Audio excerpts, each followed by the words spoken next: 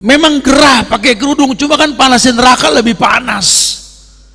Memang lelah mendidik istri, lelah mendidik anak, lelah bertanggung jawab, tapi lebih lelah ketika terendam oleh keringat di padang mahsyar. Lelah. Memang banting tulang itu lelah. Kadang-kadang harus kaki jadi pala untuk mencari nafkah buat keluarga, lelah.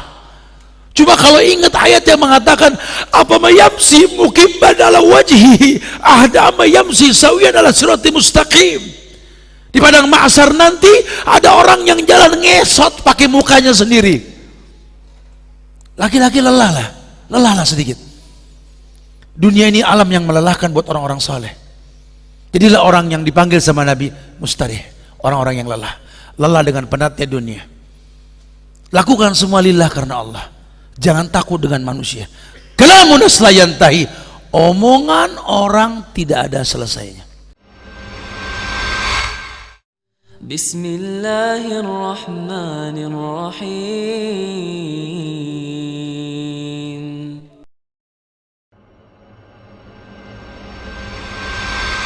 A'udzubillahi minasyaitonirrajim. Bismillahirrahmanirrahim. Assalamualaikum warahmatullahi wabarakatuh.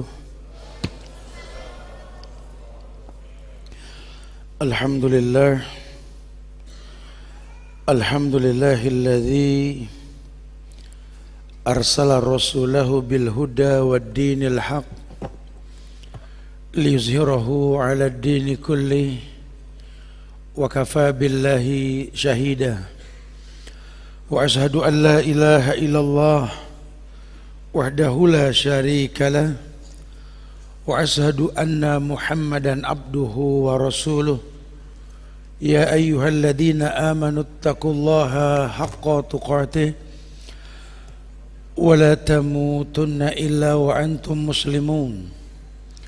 Ya ayuhan nasu taqu rabbakumul ladzi khalaqakum min nafsin wahidah wa khalaqa minha zawjaha wa bassa minhuma rijalan katsiran wa nisaa'a wattaqullaha alladzi tasaaluna bihi wal arham innallaha kana 'alaikum raqiba. Ya ayyuhalladzina amanu taqullaha wa qulu qawlan sadida yuslih lakum a'malakum wa yaghfir lakum dhunubakum wa may yuti'illaha wa rasulahu faqad faza fawzan azima.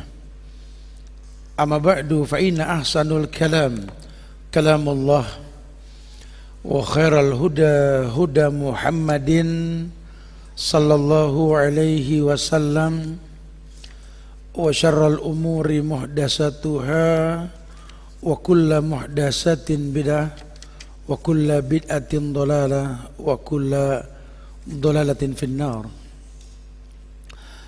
Ma'asyiral muslimin wal muslimat, sidang majelis yang semoga Allah selalu berikan keberkahan dunia dan akhirat.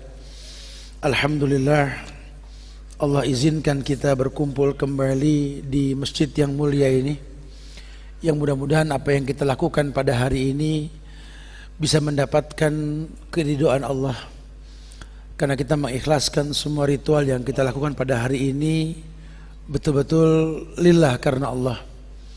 Kita berharap liqa'a wajhi rabbil a'la, berjumpa dengan Allah di surga nanti insyaallah. Usikum wa nafsi bitaqwallah. Diri ini berwasiat buat diri pribadi dan jamaah sekalian untuk selalu meningkatkan ketakwaan kita kepada Allah. Karena wallahi, apa yang kita lakukan kalau memang diperuntukkan buat Allah, paling tidak kita akan menjadi orang yang mengerti bahwa di padang mahsyar nanti, ketika yaumul qiyamah, hari berbangkit, Allah bangkitkan manusia kufatan khurlah, dalam kondisi telanjang tidak dikhitan, berkumpul di padang mahsyar. Yaumul jam'i, yaumul hasrah, yaumul hisab, yaum yakum ruh wal malaikatu saffa la yatakallamuna illa man adina lahu rahman wa qala shawaba. Kita diingatkan sama Nabi, kata Nabi dalam satu riwayat yang sahih dalam Jami'ut Tirmizi dikatakan bahwa la tazulu qadama 'abdin yaumal qiyamah hatta yus'ala an umrihi fima afnah wa an ilmihi fima fa'ala wa an malihi min aina iktasabahu wa fima anfaqahu, nah, wa an jismihi fima ablah. Ada riwayat yang menginformasikan kepada kita bahwa apapun kondisi kita di dunia ini bukan sesuatu yang selesai di dunia, tapi akan bertaut dengan masa di mana di akhirat Allah akan bangkitkan kita. Makanya dijelaskan dalam judul yang Majelis Ta'lim Al-Hijrah berikan, aku, kau dan dia. Ini maksudnya hubungan kita dengan manusia dan dengan Allah. Ini adalah hubungan di mana kita menjadikan dunia sebagai media mazra'ah. Ad-dunya mazra'atul akhirah. Bahwa dunia ini tempat bercocok tanam untuk akhirat. Walal akhiratu khairul laka minal ula. Dan akhirat yang memang lebih mulia ketimbang dunia. Nabi sabdakan bahwa la tazulu qadama 'abdin yaumal qiyamah. Kalau Anda merasa seorang hamba, kata Nabi, kaki hamba itu tidak mungkin bergeser. Artinya tidak pindah kita ke lokasi yang lain di padang mahsyar nanti, karena ada tempat-tempat yang mungkin kita berjalan di atas mahsyar itu menuju sirat, ya, menuju jembatan Siratal Mustaqim untuk masuk ke dalam surganya Allah. Tidak bergeser, kata Nabi. Qadama 'abdin yaumal qiyamah hatta yus'ala an umri fi ma'afna. Sampai ditanya tentang umur yang diberikan sama Allah, dihabiskan untuk apa? Ya, kamu diuji oleh Allah di atas umur yang Allah bersumpah, demi umur manusia rugi kecuali orang yang beriman dan beramal soleh dan orang-orang yang saling memberikan nasihat, wa tawassaw bil haq wa tawassaw bis sabr. Tidak bergeser kakimu sampai nanti Allah tanya an umrihi fima afnah. Umurmu itu dipakai untuk apa? Kau habiskan untuk apa itu? Wa an ilmihi fima fa'ala. Susunan kedua, ilmu yang kau miliki di atas umur yang kau jadikan sebagai waktu untuk mencarinya, fima fa'ala, apa yang telah kau perbuat dengannya. Karena nanti akan banyak juga orang yang berbuat sesuatu tanpa ilmu, ya, jadi ada kaitan nanti orang nuntut ilmu dengan waktu dan cara yang benar. Karena ada orang nanti nuntut ilmu dengan waktu dan cara yang tidak benar. Ya, banyaklah. Makanya ada tuntunan ulama tentang cara menuntut ilmu. Salah satu yang pernah kita bahas, masih ingat ya, 6 nasihat Imam Syafi'i. Kamu nggak mungkin dapat ilmu kecuali melakukan 6 perkara. Ya, suruh cerdas ketika mau belajar, harus tahu belajar buat apa, dengan siapa, dan apa yang dipelajari. Kemudian punya semangat untuk jadi lebih baik. Kemudian ada kesungguhan untuk mendapatkan sesuatu yang dijanjikan oleh Allah. Kemudian tidak eman untuk modal nuntut ilmu. Nuntut ilmu jangan bakhil. Urusan ilmu ini jangan hitung-hitungan. Kalau perlu punya alat bantu mencatat dengan alat bantu yang terbaik. Kalau perlu menggunakan kendaraan yang terbaik untuk dapat ke tempat yang baik, gitulah ya. Dan kita disuruh berteman dengan guru. Jangan menjadi hakim buat guru-guru kita karena merasa lebih pandai atau melihat kekurangan. Karena kadang-kadang guru kita ngomong sendiri yang nonton ribuan, masa yang sendiri nggak kelihatan salah, betul? Jangan menjadi hakim buat guru-guru kita. Mentahkiknya boleh, mengingatkan, menyempurnakannya boleh. Karena haramnya menuntut ilmu litumari bihil ulama. Nggak boleh nuntut ilmu untuk menghancurkan nama baik ulama, nggak diperbolehkan. Hari ini karena banyak orang menuntut ilmu tanpa nasihat dari ulama tadi, akhirnya berujung menjadi hakim buat kebaikan yang disampaikan. Dirinya saja menuntut ilmu, ilmu diabaikan. Yang laki menjadi pecundang dalam ilmu, tahu hukum nggak berani meraktekin. Yang perempuan menjadi penentang ilmu tersebut. Bukan nggak tahu, cuma dia nggak suka, gitulah. Kalau perlu Allah yang perintahkan, ya jangan sampai suaminya melakukan. Dan suami dibikin meninggal dalam kondisi jadi pecundang. Dan saya bangga punya suami yang nurut sama saya, bukan nurut sama Allah. Itu yang terjadi sekarang. Ya, gembar-gembor kajian tauhid di mana-mana. Tapi prakteknya kita berbuat syirik. Kita takut dengan manusia yang serumah dengan kita. Ini kan kaleng-kaleng. Ya, akhirnya resikonya apa? Nuwalihi ma tawalla. Allah palingkan kita sejauh-jauhnya. Kelihatannya syar'i, cuma enggak syar'i. Ini yang Nabi bilang gusa ka gusai sail. Yang kutakutkan dari umatku ini di akhir zaman nanti seperti buih di lautan. Casingnya aja seperti karang, cuma terombang-ambing. Yusikul umam antadaiyal aklatu ila qas'atiha wa min qillatin nahnu yawma idin ya Rasulullah la bal yawma idin antum kathir walakin lakum gusaka gusai sail wa la yanzi'anallahu min suduri aduwikum la habba minkum wa la yakdifanallahu fi qulubikum al-wahn wa mal wahn ya Rasulullah hubbud dunya wa karahiyatul maut. Sekarang terjadi, datang nanti satu waktu kata Nabi, sekarang belum, di zaman beliau itu umat di luar kalian akan menggiring kalian seperti menggiring ke meja makan, gampang kalian digiring. Sahabat bilang, karena kita sedikit Rasul. Enggak, ente banyak, cuma enteng. Kelihatannya aja muslim, jenggot, cemong, jidat, mata kaki, kapalan, sering bersila. Disuruh jadi imam gemeter, disuruh ngaji takut. Nah, kelihatannya aja casing, pakai jilbab, pakai nikob, tapi tiktokan gitu ya. Gunanya hijab ini bukan nutup kecantikan, nutup kekurangan biar dibilang cantik. Pakai cadar, main mata, dibagus-bagusin gitulah. Sibuk dengan merek nikob, dengan merek baju hijab, merek di luar. Kalau perlu look at mereknya gitu loh. Ini muskilah, ini terjadi sudah. Hilang fungsi kemuliaan syariat. Ya. Kata Nabi, gusa ka gusai sail. Kalian akan ringan kalian. Terkadang yang nggak mengerti kajian lebih bisa mempraktekkan ilmunya ketimbang yang sudah kajian. Ini banyak terjadi ini. Orang tua kita nggak ngaji, sabarnya orang. Kita ngaji ngegas mulu kalau ngomong, gitu loh. Jadi kadang-kadang ini kita ini ringan. Kok bisa ya Rasul? Ya, karena Allah letakkan di hati musuh kalian respect dengan kalian, dan Allah letakkan di hati kalian wahan. Apa itu wahan ya Rasulullah? Kalian terjebak dalam cinta dengan dunia, takut dengan mati. Ini dunia mengikat kalian ini.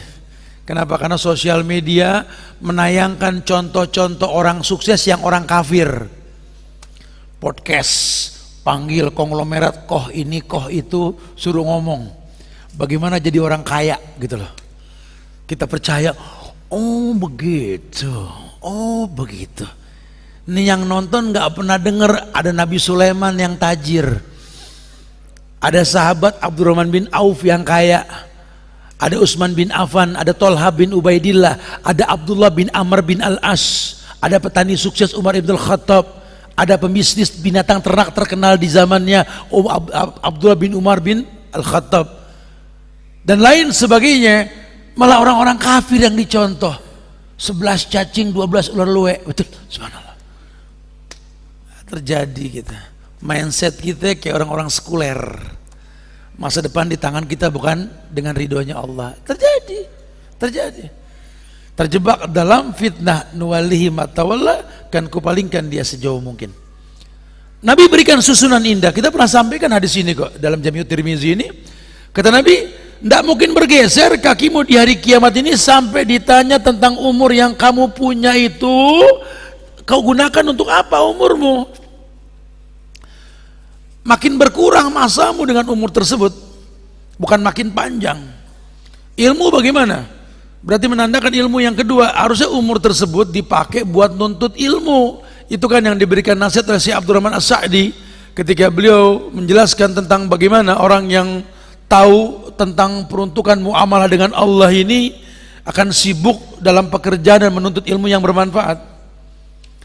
Dia jadikan rutinitas waktu yang dia dititipkan sama Allah untuk mencari sesuatu yang bermanfaat. Maka Nabi mengatakan setelah umur, ilmu kau lakukan apa dengannya? Maksudnya bagaimana Ustaz? Ya kamu harus berilmu. Masa yang Allah berikan dipakai untuk apa dengan ilmu yang kau tuntut di atasnya? Karena tidak ada kebaikan di atas masa tersebut tanpa ilmu yang dikedepankan. Takutnya taklid, Anda cuma mengekor. Kalau sudah pakai bahasa mengekor, biar gede tetap ekor.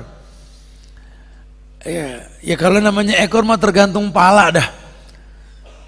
Ini kan bahaya. Akhirnya antum masuk kategori orang yang terjebak dalam ad-darurat tubihul mahdurat. Hidupnya darurat mulu. Minta dimaklumin. Ya sebenarnya saya tahu Tat, as-sholatu ala waktiha, saya tahu Ustaz.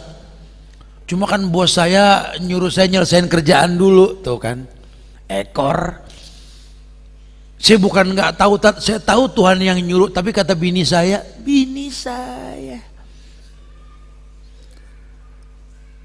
Saya bukan nggak tahu Ustaz, emang betul Tat, haram itu konvensional Tat. Cuma ini 2024 Tat, nggak bisa kita hidup tanpa konvensional Tat. Ya Karim, dikemas bahasa minta legalitas haram jadi halal. Bro, konvensional itu riba. 1 dirhamnya sama dengan zina sama ibu sendiri. Coba dirubah kata. Hari gini Ustaz, nggak bisa kita kalau nggak zina sama ibu sendiri gitu. Terusin deh zina, ajib. Jangan main-main.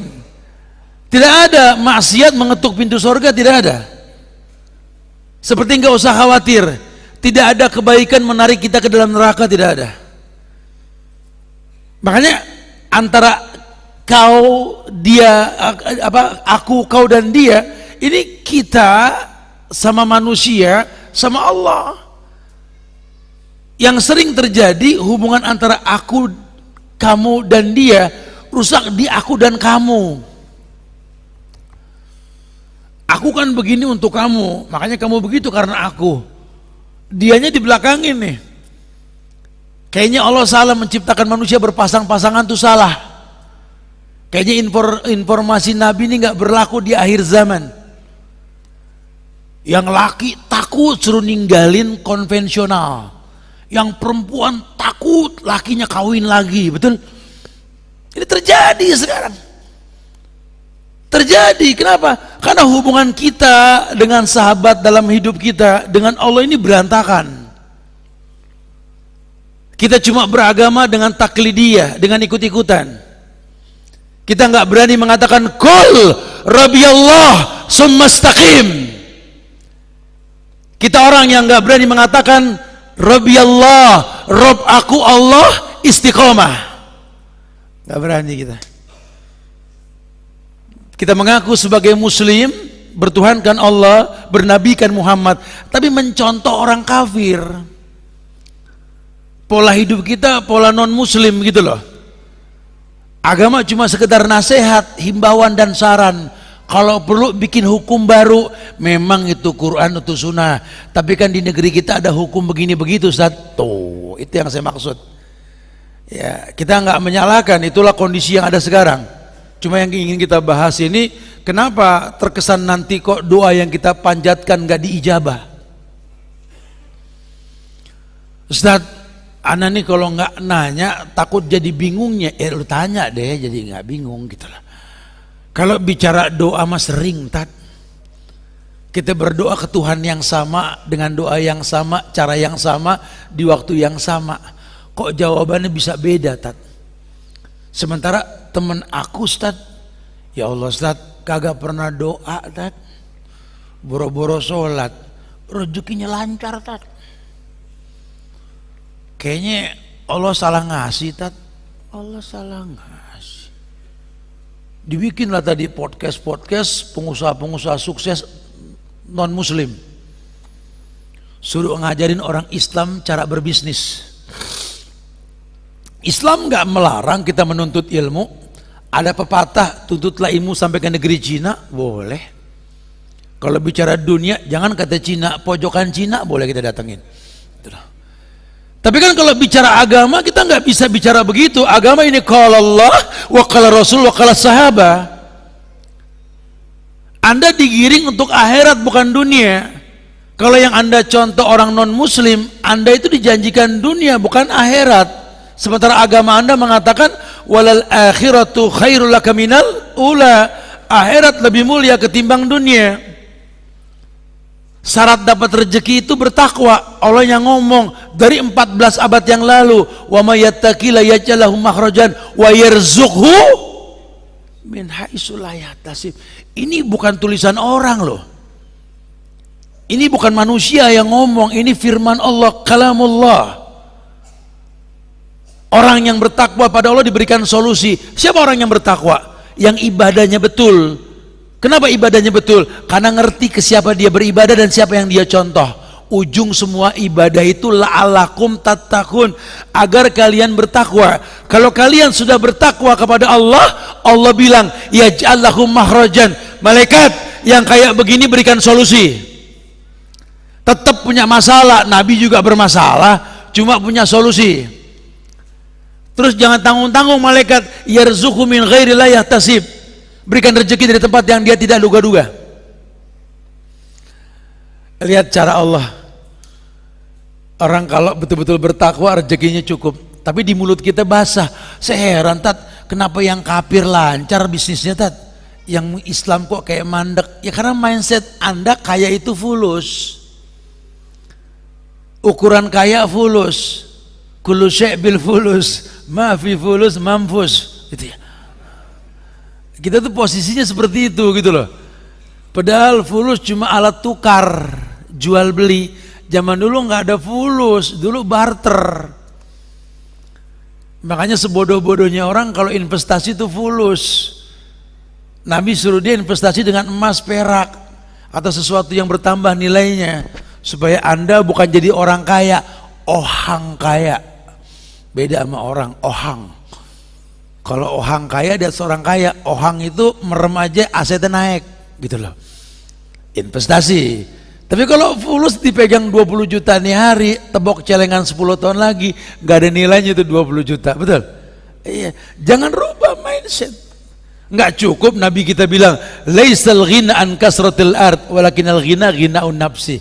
Kaya itu kata Nabi bukan kaya harta, kaya jiwa. Ini konglomerat singkoh ono singkoh ini yang dimasukin podcast buat contoh jadi bisnis, jadi orang kaya, nggak bisa bergaul. Mana berani suruh ngayap ke pasar nggak ada yang jagain. Berani kok, ayo gitu loh.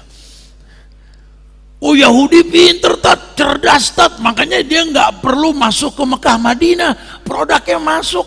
Jenius Yahudi. Iya, gue juga tahu. Negerinya kecil di pojokan Palestina, Tat, tapi bisa menguasai dunia. Iya.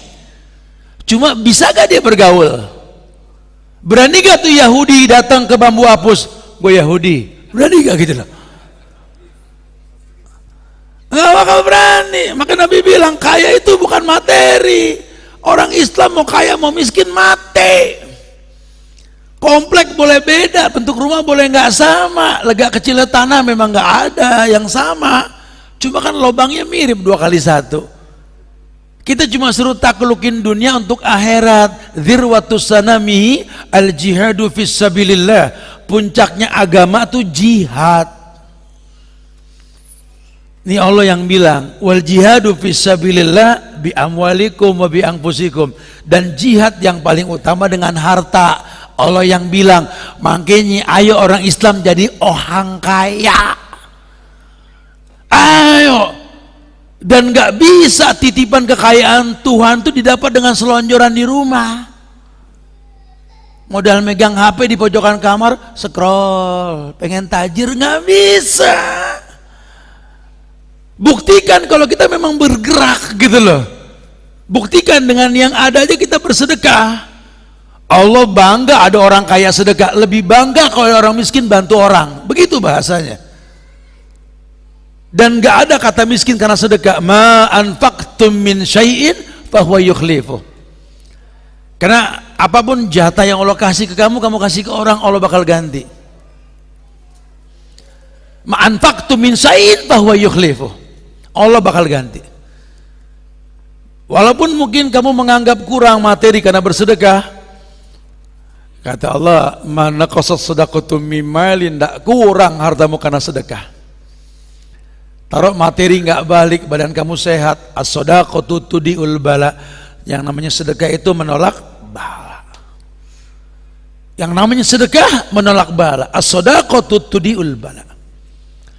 Makanya hubungan yang baik itu akan mempertontonkan kebaikan. Sama seperti riwayat di mana Rasulullah Sallallahu Alaihi Wasallam ini pernah menjelaskan bahwa Allah akan memuliakan manusia. Bahkan Allah menganggap la yaskurillah non la yaskurin nas, gitulah. Allah tidak akan pernah berterima kasih atau mensyukuri seseorang yang tidak berterima kasih sama orang lain, gitulah. Kita disuruh baik hubungan dengan manusia. An-nas madaniyun bitabai. Manusia ini kan makhluk yang terikat dengan makhluk lain. Dikatakan seperti binatang yang berakal. Kalau enggak berfungsi akal manusia, dia dibilang binatang. Dan manusia ini enggak bisa bertahan sendiri tanpa orang lain, gitu loh. Dia butuh orang lain. Tapi kalau muamalah di atas ikatan dia dengan Allah, ini yang paling indah. Di bahasan terakhir kita di bulan yang lampau, saya sempat sampaikan beberapa nasihat yang dinasihati oleh Syekh Abdurrahman Nasir As-Sa'di, salah ulama ulama yang menafsirkan tentang kemuliaan ulama yang betul-betul menafsirkan tentang Al-Quran. Dan kita kalau umroh haji itu ada buku beliau, tafsir Abdurrahman Nasir As-Sa'di itu ya. Saya pernah sampaikan beberapa nasihat beliau itu, di mana beliau mengatakan bahwa hubungan kamu dengan manusia betul-betul berkait dengan hubungan kamu dengan Allah.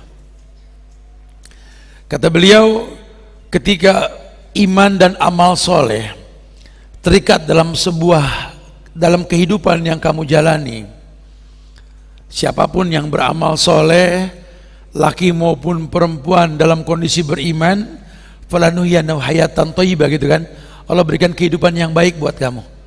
Hubungan kita akan baik dengan manusia kalau hubungan kita baik dengan Allah. Tapi sering kita lihat, Ustaz, hubungan orang yang baik dengan Allah enggak baik dengan manusia. Ini mindset. Karena banyak orang-orang yang udah dekat sama Allah dicibir sama dunia, Ustaz. Terus kita salahkan Allah, manakala Allah menjanjikan kebaikan hubungan dengannya, kebaikan hubungan dengan manusia. Seperti ayat yang mengatakan la yukallifullahu nafsan illa wus'aha. Allah enggak mungkin menguji manusia di luar batas kemampuannya. Kalau ada manusia enggak merasa berat dengan ujian, ya manusia merasa berat dengan ujian, wallahi manusia merasa berat dengan ujian menyalahkan Tuhan. Kayaknya emang anak enggak kuat, Tuhan terlalu berat lah ngasih ujian gitu loh. Terus Tuhan salah. Ya enggak lah. Kalau ada takdir yang tidak sesuai dengan apa yang kita rasa, Allah cuma pengen la'allakum tarji'un atau la'allakum yarji'un. Allah cuma pengen kalian kembali ke jalan Allah. Allah tuh pengen ketika kamu mengatakan Allahu Akbar, kamu paham deh, Allah Akbar, ente soghir. Allah tuh besar, aku tuh kecil. Ketika kau tumaknina merasa kau kecil di hadapan Allah yang maha besar, kau puji Allah, sebut dengan namanya. Bismillahirrahmanirrahim. Muliakan Allah. Alhamdulillahi rabbil alamin. Dalam kondisi kau mengerdilkan diri di hadapan Allah, kau puji Allah. Segala puji milik Allah, Rabb yang menciptakan alam ini. Kenapa Allah dipuji? Karena banyak nikmat yang diberi, tak diminta pun dikasih. Alasannya Ar-Rahmanir Rahim. Rahmannya Allah wasiat kulla syai'. Allah maha penyayang, maha pengasih. Hatta orang kafir pun dikasih. Cuma jangan bilang Allah pilih kasih. Kenapa? Orang kafir kaya, orang soleh kok miskin. Kata Allah dalam ayat lain, kalau dunia seharga sayap nyamuk, Allah nggak bakal kasih rezeki sama orang kafir. Menandakan dunia ini lebih hina daripada sayap nyamuk. Kalau orang kafir itu kaya bukan hebat, emang dunia ini yang terlaknat. Kalau memang dunia ini melambangkan sebuah bentuk kesuksesan, Sulaiman alaihissalam tidak mengatakan hadza min fadli rabbi liyabluwani askur am akfur. Kalau ukuran dunia kaya itu sukses ukuran dunia, Nabi Sulaiman enggak mengatakan hadza min fadli rabbi. Hadza min fadli, bukan fadli rabbi. Ini keutamaanku gitu loh. Kalau seandainya kaya itu menjadi sebuah ukuran kesuksesan, wallahi Nabi Muhammad sudah bikinkan istana Kisra untuk rumahnya Aisyah radhiyallahu anha. Andai ukuran kaya itu adalah kuburan yang mewah seperti Taj Mahal di India, Nabi bikinkan Taj Mahal lain untuk Khadijah radhiyallahu anha. Bukan. Beliau didik umatnya untuk qasdu fil fakri wal ghina. Hidup sederhana, kaya tidak mentereng, miskin gak kelihatan. Kenapa? Karena gak perlu sombong jadi kaya, gak perlu sedih jadi miskin. Dua-duanya bakal mati. Ya, jangan salah ukur nih. Kita cuma menganggap bahwa surga itu cuma buat orang kaya. Dari zaman sahabat udah begitu, ya Rasulullah. Orang-orang kaya duluin kita ya Rasulullah. Kita sholat, dia sholat. Kita puasa, dia puasa. Giliran dia sedekah, kita nggak bisa. Kita kalah sama tuh orang kaya. Kata Nabi, bukan begitu cara berpikirnya. Kenapa? Pada setiap tasbih itu sedekah, tahlil itu sedekah, takbir itu sedekah. Bahkan fibut ahadikum sedekah. Kamu datangi pasanganmu yang halal, sedekah. Kamu datangi pasanganmu yang halal, sedekah. Banyak-banyak sedekah. Banyakin yang halal. Takut. Ini masalah kita kan di situ, ya kan? Jadi aneh saja. Kita nggak tahu hidup ini sedang bawa pukat harimau kita. Untuk menjaring ikan sebanyak mungkin, bawa modal di padang mahsyar. Hari dimana nggak bergeser kaki tadi sampai ditanya an umrihi fi ma'afna, tentang umur dipakai buat apa, wa an ilmi fi ma fa'ala, wa an mali min aina iktasaba wa fi ma anfaqahu, tentang harta dari mana kau dapat, kemana kau alokasikan, wa an jismi fi ma abla, umur badanmu dipakai buat apa sampai tua bangka kayak gini, karya cipta apa yang Anda buat? Anda laki-laki sampai setua ini Anda sudah bikin apa? Sementara wa izzuhu istighnahu anin nas, harga dari laki-laki itu ketika membuat sebuah karya cipta. Hidupmu cuma bayar utang ke bank, pola hidup yang salah.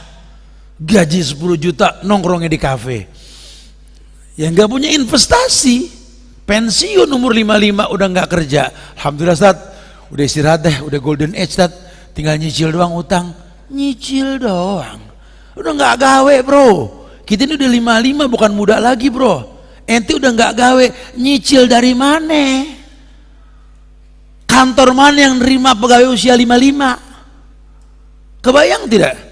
Nabi contohkan 55 itu awal ghazwah, awal perang. Nabi 55 tuh awal perang, 26 kali perang sampai wafat di usia 63 Rasul itu. Di usia kita ini usia fight untuk agama. Udah nggak lagi sama urusan dunia. Saat kita kerja targetnya nutup utang, selesai kerja nggak punya utang. Ini yang target kita gitu loh. Supaya apa? Tumakninah dalam ibadah. Karena udah umuran kita ini udah nggak dunia mindsetnya sudah. Ya Allah bro, mau berapa tahun lagi umur kita? 1 kali pemilu lagi paling. Itu pun kalau nyampe. Ayo dong mulai berpikir seperti itu gitu loh. Dan nggak ada kata lelah untuk nge-fight. Karena Nabi kita contohkan kita seperti itu. Usia 55 awal beliau nikah sama Saudah, sama Aisyah dan seterusnya. Kemudian beliau memulai jihad perang, orientasinya akhirat, bukan dunia. 8 istri yang dia miliki 9 dengan Khadijah, tapi di mulut dia Khadijah. Cantiknya Aisyah, cantiknya Maryam Kipti, cantiknya istri-istri yang lain nggak membuat dia terkecoh, karena dia nikah untuk jadi contoh. Ada yang dihalalkan, yang diperbolehkan dalam agama, bukan untuk kenikmatan syahwat. Karena agama ini butuh jariah. Apapun yang kita perbuat targetnya akhirat. Walal akhiratu khairul laka minal ula. Karena akhirat lebih mulia ketimbang dunia. Apapun yang kita perbuat hanya untuk Allah, kalau bagus hubungannya karena Allah. Makanya Nabi bilang man kanatil akhirah hammahu ja'alallahu ginahu fi sadrih wa jama'alahu samlah. Allah akan kumpulkan semua permasalahannya. Orang yang menjadikan akhirat target utama diberikan kekayaan dalam dadanya. Dalam riwayat lain mengatakan tafarraq li'ibadati amla sadrak ghinan. Kalau kamu sudah punya farraq, waktu kosong, tafarraq li'ibadati, manfaatkan waktu kosong tersebut untuk ibadah. Ibadah itu bukan cuma sholat ngaji. Semua yang diniatkan buat Allah itu ibadah. Udah saatnya kita mulai berpikir yang kita perbuat ini lillah, untuk Allah. Dan ternyata kalau orang udah untuk Allah urusannya, Allah mengatakan wa yarzuqhu min haitsu la yahtasib. Umur boleh tua, gerakan udah lemah, nggak seperti muda dulu, tapi income lebih banyak ketimbang anak muda yang masih lincah. Badan sudah nggak six pack, ya lutut udah mulai bunyi kalau bergerak, betul. Tapi demi Allah, subuh sop paling depan, nggak kalah sama yang six pack subuh jam 9, betul, masya Allah. Udah nggak kuat goe sepeda, tapi masjid nyampe, daripada yang 40 kilo masjid komplek nggak nyampe, kan begitu. Yang disibukin katanya itu Umar bin Khattab mengatakan tuh, oh ini fisik gemuk nih begini, fisik ini penghuni neraka dan azab gini-gini. Nggak jelas nasab hadis tersebut. Yang mesti dilihat bagaimana ibadah orang tersebut, gitu loh. Ukurannya ibadah. Karena Allah ciptakan kita untuk ibadah. Kalau hubungan kita bagus dengan Allah, aman. Saya berhubungan dengan anak yang terlahir dalam kondisi nggak sempurna, Ustaz. Anak saya cacat, anak saya sakit, anak saya autisme atau apalah. Ini ujian yang berkepanjangan seumur hidup, Ustaz. Seakan-akan Tuhan ini pilih kasih. Hei, Allah bilang dengan tegas, qayyadtu abdi min ibadi bibtilaihi. Aku tuh paling suka, kata Allah, mengikat hubungan dengan hamba dari hamba-hambaku dengan mengujinya. Ujian itu lambang cintanya Allah. Makin berat ujian yang kau rasa, makin Allah cinta sama kamu. Karena orang yang diuji bersabar, mustajab doa. Allah puji dalam ayat, alladzina idza asabathum musibah qalu inna lillahi wa inna ilaihi rajiun. Inna lillah, kami milik Allah, bakal balik ke Allah. Dan itu ayat diperuntukkan sama orang yang diuji. Kalau orang yang nggak diuji sama Allah, nyaris nggak bilang innalillah, hidupnya gampang-gampang saja. Karena kita pernah merasakan nikmat hidup tanpa ujian, seakan-akan jauh kita dari Allah. Diuji kita ya sama kehidupan, baru mulai dekat sama Allah. Udah mulai kolab, ditipu temen, ya modal dibawa lari, nanya nomor telepon Ustadz baru tuh. Lu tahu nomor telepon Ustadz Ono gak? Gitu tuh. Ustadz udah kayak ambulan, ditelepon kalau lagi butuh doang. Udah selesai ambulan ngejogrok di pojokan garasi. Kondisinya begitu. Allah uji manusia. La'alakum yarjiun. Bahkan Allah mengatakan, "Fala ya'lamanallahu alladziina shadaqu wa la ya'lamanal kadzibin." Dengan ujian Allah tahu siapa orang yang jujur dengan Allah, siapa yang tidak. Udah sering diinfokan, agama ini bukan masalah menang atau kalah, gagal atau sukses, miskin atau kaya, sakit atau sembuh, bukan, tapi syukur atau sabar gitu loh. Karena kita nggak bisa pilih ujian. Tapi kalau memang dunia ngefight, ya udahlah, up and down.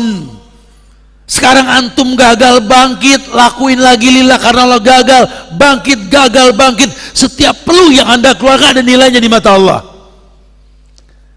Itu orang yang sukses berbisnis, bukan nggak pernah gagal, tapi dia pertontonkan kepada Allah bahwa dia ada usaha. Dia yakin tidak semua orang punya untung, tapi setiap orang punya rezeki. Cukuplah pelajaran nengokin orang sakit itu. Dimana yang sakit nggak kerja, udah lama cuti, bakal dikeluarin dari kantor, tetap dijamin tuh di pojokan kamar ada pisang, ada jeruk, ada apel, ada mangga pakai stiker lagi. Waktu kerja boro-boro bisa beli begituan. Oh betul ya, rezeki nggak ketuker. Oh kalau Allah jamin rezeki, yang tugas saya ini membuat wadah datangnya rezeki, bukan buat numpang hidup, bukan. Kenapa? Karena manfaat kamu ini yang mendatangkan kemuliaan dari sisi Allah gitu loh. Khairun nas anfa'uhum linnas, tadi sebaik-baik manusia yang paling bermanfaat buat manusia lainnya. Nah para sahabat nggak pernah nanya Nabi. Nabi perintahkan, ente mau perang nggak besok perang Badar? Jadi apa Rasul? Ada pasukan kuda, siap, Zubair pimpin. Pasukan panah, Sa'ad bin Abi Waqqas, tolong gerilya sayap tengah, sayap kiri. Ini nih siapa namanya, Abdullah bin Umar dan lain-lain. Mereka nanya, kalau yang kuda berapa bayarnya? Nggak begitu. Kalau yang keker panah berapa? Kalau bagian muter sono berapa? Enggak. Yang mereka tahu perang lillah karena Allah. Mereka diuji dengan hijrah. Nggak ada yang nanya, Rasul kalau aneh ikut dijamin rumah BTN nggak di sono? Nggak begitu.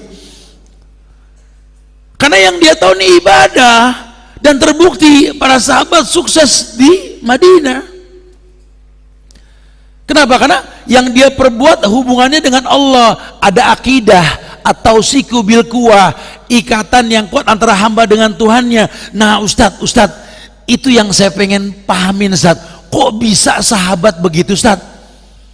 Bisa hijrah dipimpin sama seorang laki-laki yang menjanjikan surga yang gaib, tidak bisa baca, tidak bisa tulis, tidak bisa ngitung, miskin di mata manusia saat itu. Ini gimana sih bisa nurut mereka? Ini yang nurut sama Nabi ini bukan orang-orang miskin, orang-orang kaya loh itu. Abu Bakar kaya, Umar kaya, Utsman kaya, Tolha bin Ubaidillah kaya, Abdurrahman bin Auf kaya, semuanya kaya. Kok bisa nurut ya? Teknik Nabi mendidik mental mereka. 13 tahun pertama yang ditekankan itu tauhid, akidah.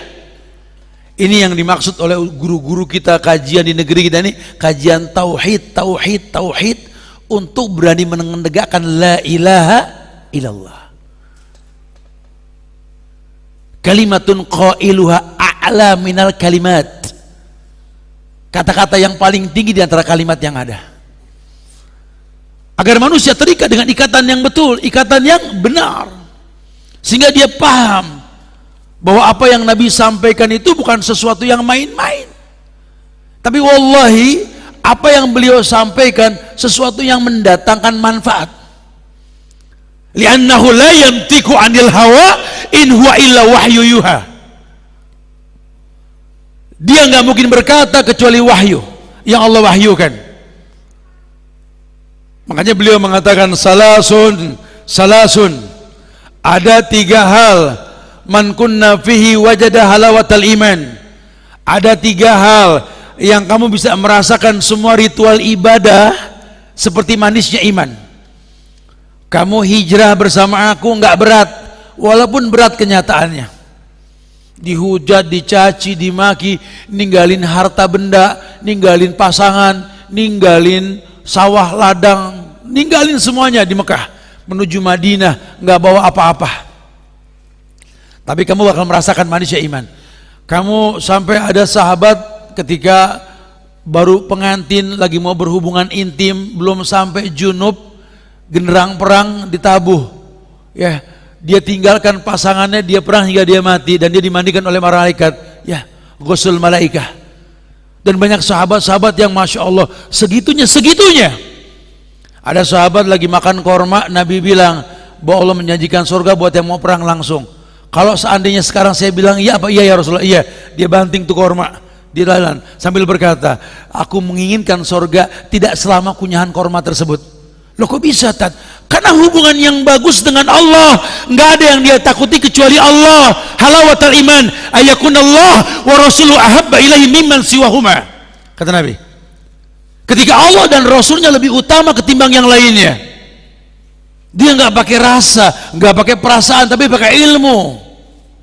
Ya memang menyakitkan, cuma dia mengemas kata, bukan kaku ya dalam mempraktekannya. Tetap Nabi mengatakan, kalimun nas bima ya'rifu alaih. Ajak ngomong manusia sebatas pemahamannya.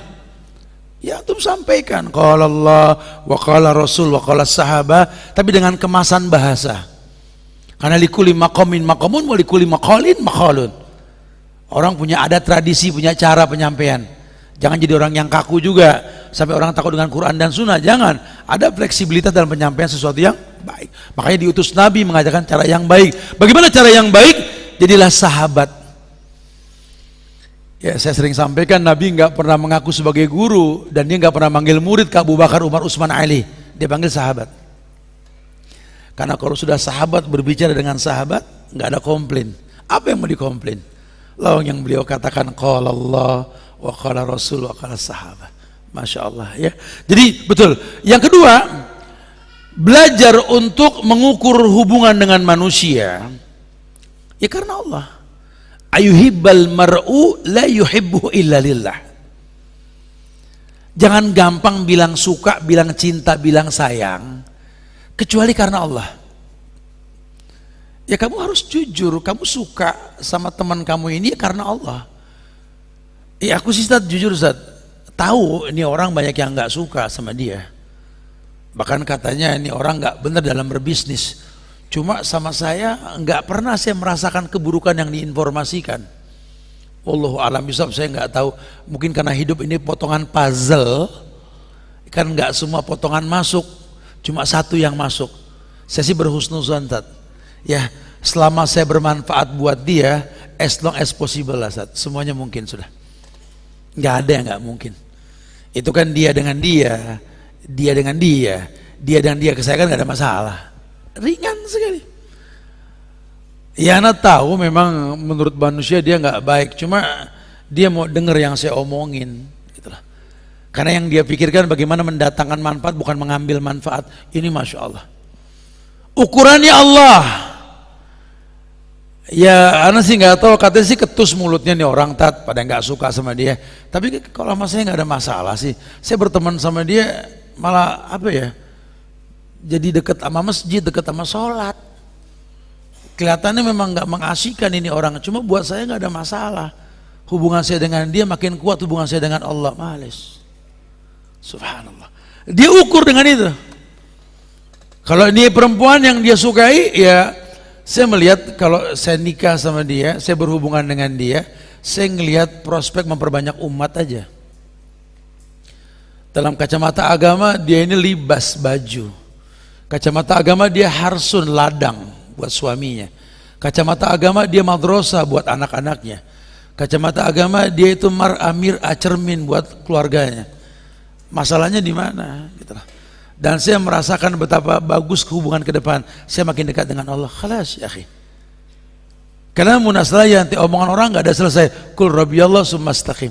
Sebaliknya, walaupun orang mempromosikan seseorang baik buat kamu, tapi kamu rasakan nggak ada kebaikan, ya jangan dipaksakan. Kamu yang tahu.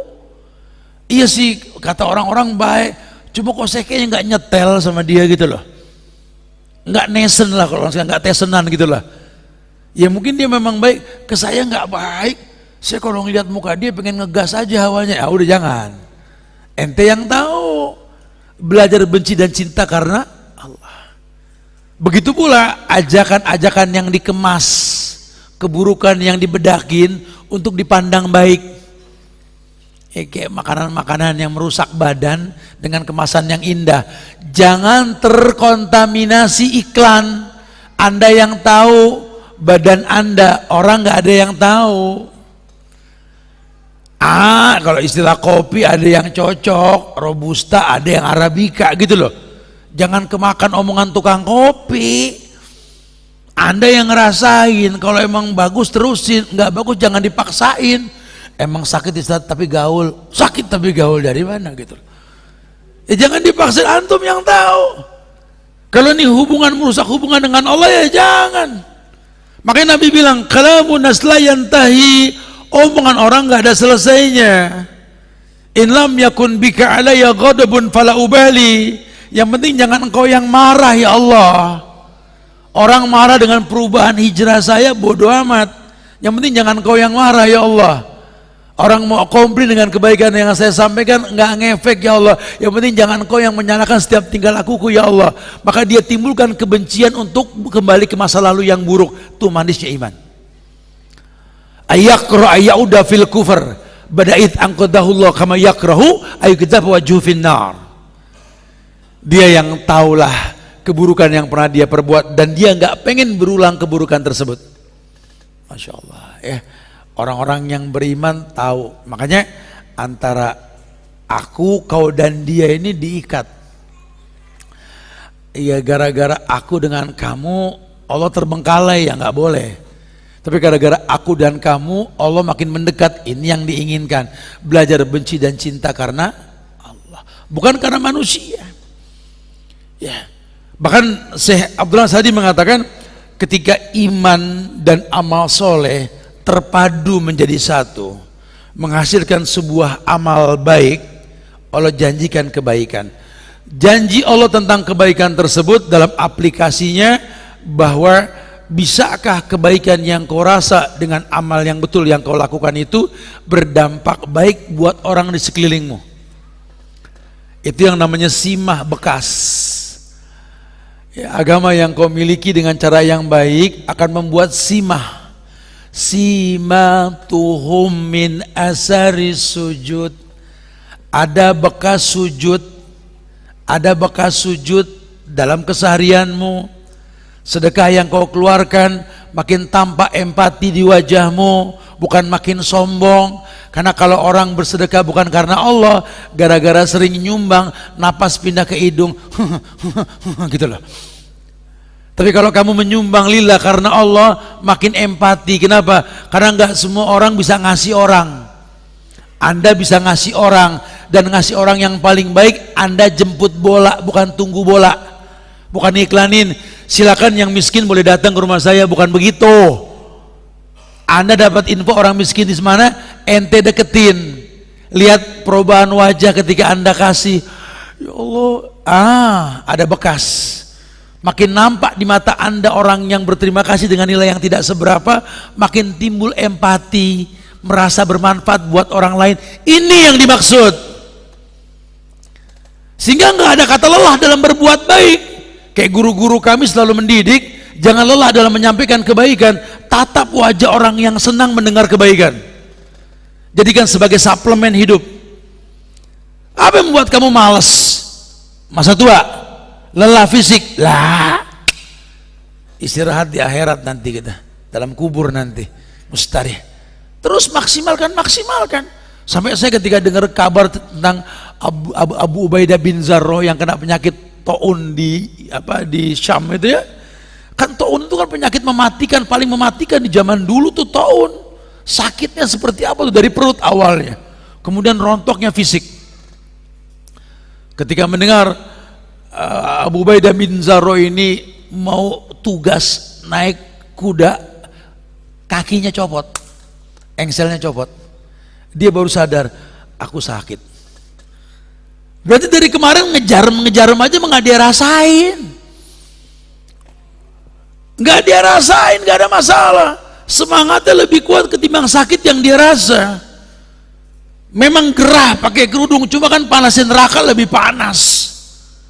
Memang lelah mendidik istri, lelah mendidik anak, lelah bertanggung jawab, tapi lebih lelah ketika terendam oleh keringat di padang mahsyar. Lelah. Memang banting tulang itu lelah. Kadang-kadang harus kaki jadi pala untuk mencari nafkah buat keluarga, lelah. Cuma kalau ingat ayat yang mengatakan apa mayamsi mukibban ala wajhi ahda mayamsi sawiyan ala sirati mustaqim, di padang mahsyar nanti ada orang yang jalan ngesot pakai mukanya sendiri. Laki-laki lelah lah sedikit. Dunia ini alam yang melelahkan buat orang-orang saleh. Jadilah orang yang dipanggil sama Nabi mustarih, orang-orang yang lelah dengan penatnya dunia. Lakukan semua lillah karena Allah. Jangan takut dengan manusia. Kalamun aslayantahi, omongan orang tidak ada selesainya. Ya. Mulai tanamkan dalam lisan kita, kul rabbiyallah sumastaqim. Kalau sudah bisa seperti itu, kata Syekh, coba mulai berpikir menjadi orang yang terbaik. Apa yang terbaik? Nabi yang bilang, khairun nas anfa'uhum linnas. Sebaik-baik manusia itu yang paling bermanfaat buat manusia lainnya. Siapa manusia lainnya? Siapa? Zawil kurba, kerabat dekat kamu laki-laki, kerabat dekat kamu siapa? Ya ibumu, ayahmu, istrimu, adik kakak perempuanmu, saudaramu, anakmu, yatama, anak-anak yatim, wal masakin. Jangan sampai dalam satu hari kita nggak bermanfaat buat mereka gitu loh. Sehingga jangan diem di tempat cuma nungguin malaikat maut datang. Bergerak. Buat sesuatu yang mendatangkan manfaat lillah karena Allah. Yang masih punya orang tua, ayo bismillah. Di usia kita yang sudah nggak muda lagi ini tetap anak kecil di mata orang tua kita, betul. Kita tua bangka di hadapan bini sama anak kita. Kita anak kecil di hadapan orang tua kita. Di surat Al-Isra ayat 24 dikatakan wahfid lahuma janahadzulli minar rahmah wa qur rabbirhamhuma kama rabbayani shaghira. Sekarang sudah punya golden time, ayo tetap merendah di hadapan orang tuamu. Biarlah dibilang tua bangka depan ibu kita sendiri, merendahlah. Tidurlah di pundaknya, di pahanya. Izinkan anakmu ini tidur di pahamu, wahai ibu. Bu, balurlah anakmu dengan doa, Bu. Pengen husnul khatimah, Bu. Ayo.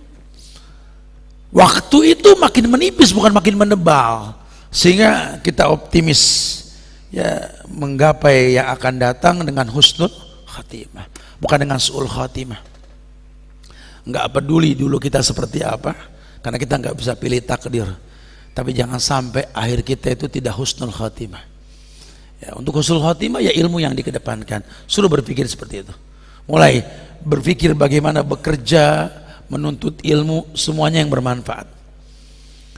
Memperbanyak zikir, mengingat Allah. Kalau dulu kita kurang muhasabah karena mobilisasi kita yang mobile, sekarang enggak lah, kita sudah punya waktu lah. Bangun malam untuk tahajud, wan nasu niyam. Habis sholat isya, jangan banyak berbincang. Nabi benci perbincangan ba'da isya. Tidurlah, tidur. Istirahat. Bangunlah sepertiga malam. Ya, orang-orang seumuran kita ini walaupun tidur telat tetap mendusin malam lah. Kaki kejut-kejut kadang-kadang, betul ya. Ada yang bikin kita bangun lah. Kalau sudah bangun jangan cari guling. Wallahi wudu yang paling Allah suka di waktu yang kita nggak suka. Malam emang enak lagi pulas bayangin air. Tapi wake up, karena ingat ada pahala besar berwudu di waktu yang kita nggak suka. Lakukan. Masya Allah. Bermunajat kepada Allah. Ingat dosa yang pernah kita perbuat. Allah haramkan mata yang basah menangis karena takut dengan neraka, ingat dosa yang pernah diperbuat. Lakukan, masih ada waktu. Dan gak terlambat kita untuk melakukan itu kalau bagus hubungan kita dengan Allah. Jadi yang dimaksud dengan aku, kamu dan dia di sini lebih kepada mengkoreksi antara hubungan kita dengan manusia dan ke Allah gitu loh. Kan ada doa di Al-Ahqaf ayat 15, Kalau kita baca doa menjelang usia 40 itu kan, falamma balagha asudda wa balagha arba'ina sanatan qala rabbi auzi'ni an ashkura ni'mataka allati an'amta alayya wa ala walidayya wa na'mala salihan tardahu wa aslih li fi dhurriyyati inni tubtu ilaik wa inni minal muslimin. Semuanya pakai bahasa Rabbi. Artinya muhasabah, roba ya rubu yang mencipta dengan proses. Dia flashback. Ketika dia berusia 40, orang kalau udah umur 40, yang emosian juga udah mulai kurang dah. Apalagi udah mulai merasakan nggak seperti muda lagi. 40 nih bohong, orang nggak berasa tua bohong. Batu tuh orang berarti.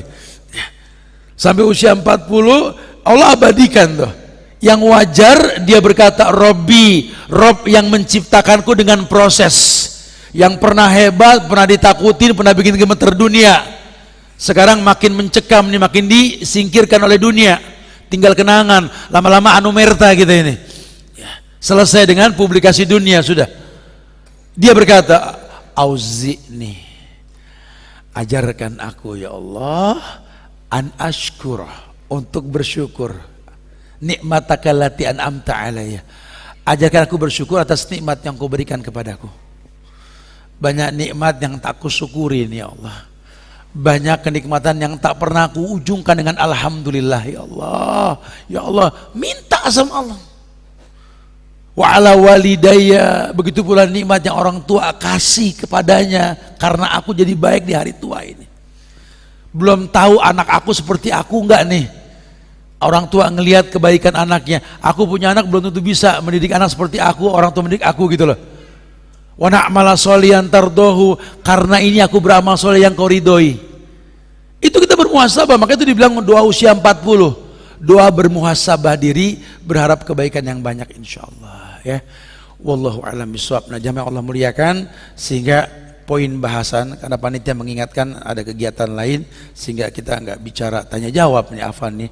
Yang sudah terlanjur bertanya saya coba tampung, kalau memang layak untuk dijawab ya saya akan jawab nanti melalui panitia insyaallah. Intinya yang kita bahas pada perjumpaan kali ini, kita disuruh betul-betul mengoreksi hubungan yang baik kita dengan Allah.